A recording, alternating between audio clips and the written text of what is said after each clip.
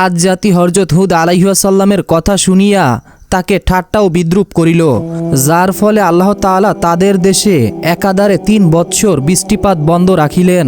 এর কারণে দেশে কোনো ফসল আদি জন্ম নেয়নি, ফলে সারা দেশে ভয়াবহ দুর্ভিক্ষ দেখা দিল। এমন তো অবস্থায় হযরত হুদ আলাইহিসসালাম পুনরায় তাদেরকে বলিলেন, হে আমার কওম, এখনও তোমরা তোমাদের প্রতিপালকের নিকট গুনাহ হইতে ক্ষমা ভিক্ষা করো ও সৎ পথে আসো, তাহলে নিশ্চয়ই তিনি তোমাদের গুনাহকে মার্জন করিবেন ও তোমাদের প্রতি করুণা বর্ষণ করিবেন। জবাবে কাফেরগণ বলিল, আমরা তোমার কথা বিশ্বাস করি না এবং তোমার খোদার প্রতি আস্থা রাখি না, সুতরাং আমরা কোনরূপ তওবা করিব না। এই কথার পর হযরত হুদ আলাইহিসসালামের আর তাদের কাছে কিছু বলিবার থাকিল না। অতঃপর আদ জাতি তাদের কিছু সংখ্যক লোকদেরকে বৃষ্টির জন্য প্রার্থনা করিতে মক্কা শরীফে পাঠাইয়া দিলেন। মক্কার গৃহে তখন বহু সংখ্যক দেবদেবী স্থাপিত ছিল। উহারা তখন ওইসব মূর্তির নিকট নানান রূপ প্রার্থনা জানাইলেন।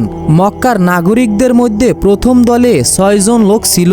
তাদের মধ্যে ২ জন ছিল সত্য ধর্মে বিশ্বাসী। অবশ্য তারা তাদের সত্য ধর্মে বিশ্বাসের কথা গোপন রাখিছিল। তাদের মধ্যে একজনের নাম ছিল মজিদ, আর একজনের নাম ছিল লকিম। এই দলের পরে যে দলটি মক্কায় গিয়েছিল, সেই দলটিতে লোক ছিল ৭০,০০০। তাহারা সবাই ছিল বেঈমান। এই দলের নেতার নাম ছিল কিল।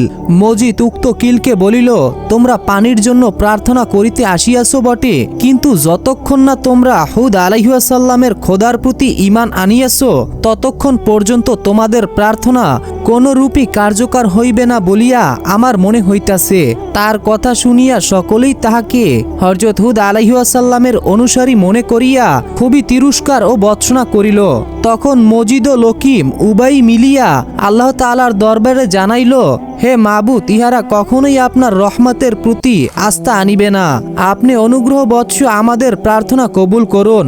তখন আল্লাহর দরবার হইতে আওয়াজ আসিল, তোমরা আমার নিকট কি প্রার্থনা করিতেছ? মজিদ বলল, হে প্রভু, আমি যেন কোনোদিন অনাহারী না থাকি। আর লকিম বলল, হে প্রভু, তুমি আমার আয়ু ৩০,০০০ বছর দীর্ঘ করিয়া দাও। আল্লাহর তরফ হইতে আওয়াজ আসিল, তোমাদের উভয়ের প্রার্থনা কবুল হইল। তারপর কিল তাহার ৭০,০০০ সঙ্গী লইয়া একাত্রে প্রার্থনা করিল, হে প্রভু, আমাদের মধ্যে কখনো কাহারও রোগ ব্যাধি হয় না যেন তোমার নিকট তাহার আরোগ্য প্রার্থনা করি, আর নিজেও কখনো কোনো বিপদে লিপ্ত হই না যেন বিপদ মুক্তির জন্য প্রার্থনা জানাইব। আমরা সকলেই শুধু আজ জাতির জন্য তোমার নিকট বৃষ্টির কামনা করিতে আসিয়াছি। উহারা এইভাবে প্রার্থনা জানাইবার অনুমান ৩ ঘন্টা পরে আকাশে সাদা, কালো, লাল এই ৩ ধরনের মেঘ একত্রে প্রকাশ করিল। মেঘের মধ্য হইতে অদৃশ্য আওয়াজ শোনা গেল, হে কিল, এই ৩ প্রকার মেঘের মধ্যে তুমি কোন প্রকার মেঘটিকে চাও? কিল জানিত যে সাদা ও লাল মেঘ বৃষ্টিপাত হয় না, সুতরাং সে কালো মেঘটিকেই প্রার্থনা করিল। অতঃপর তাহারা মক্কা শরীফ হইতে দেশে প্রত্যাবর্তন করিল। মেঘটিও তাদের সাথে সাথে চলিল। একটু পরেই প্রবল ঝড় শুরু হইল। কাফিরগণ তখন হযরত হুদ আলাইহিসসালামকে বিদ্রূপ করিতে ছাড়িল না। তাহারা বলিল, হে হুদ, তুমি বলিছিলা যে আমাদের প্রতি তোমার খোদার গজব নাজিল হইবে, কিন্তু এখন কি দেখিছ? শীঘ্রই বৃষ্টিপাত হইয়া আমাদের দেশে শান্তি ফিরে আসিবে, দুর্ভিক্ষ দূরীভূত হইবে। হযরত হুদ আলাইহিসসালাম বলিলেন, আচ্ছা, তোমরা একটু ধৈর্য অবলম্বন করো। এই কথা বলিয়া তিনি তাহার উম্মতগণকে লইয়া তাড়াতাড়ি সেই স্থান ত্যাগ করিলেন। অতঃপর কত্তমে আদের প্রতি আল্লাহর কঠিন আযাব নাজিল হয়। সে আযাব এতই কঠিন ছিল যে কাফেরগণ কোনরূপ উপায় না দেখে পাহাড়ের গুহায় ৭০,০০০ লোক আশ্রয় নিয়েছিল। অতঃপর তারা বলিতে লাগলো যে এখন আসন্ন তুফান আমাদের কোনো প্রকার ক্ষতি করতে পারিবে না, যেহেতু আমাদের ৩ দিকে ৩টি পাহাড় বেষ্টিত রইয়াছে, সুতরাং উভয় পাহাড়কে ভেদ করিয়া আমাদের কাছে তুফান পৌঁছাতে পারিবে না।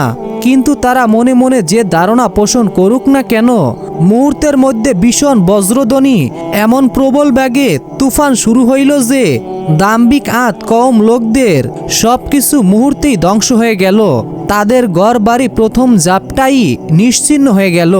দ্বিতীয়বারে তাদের আশ্রয়স্থল পাহাড়ের গুহায় বায়ু প্রবেশ করিয়া তাদের সকলকে বাইরে উড়িয়ে নিয়ে এসে এমনভাবে আছাড় মারিল যে 7 লক্ষ মানুষের দেহগুলো একেবারে চূর্ণ বিচূর্ণ হয়ে গেল, একেবারে ভূমির উপরে পড়িয়া রইল।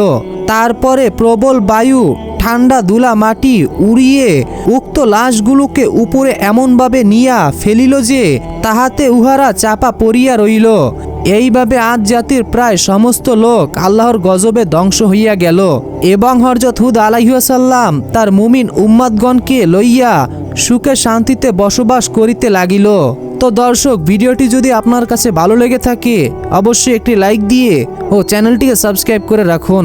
ভিডিওটি শেষ পর্যন্ত দেখার জন্য সবাইকে ধন্যবাদ।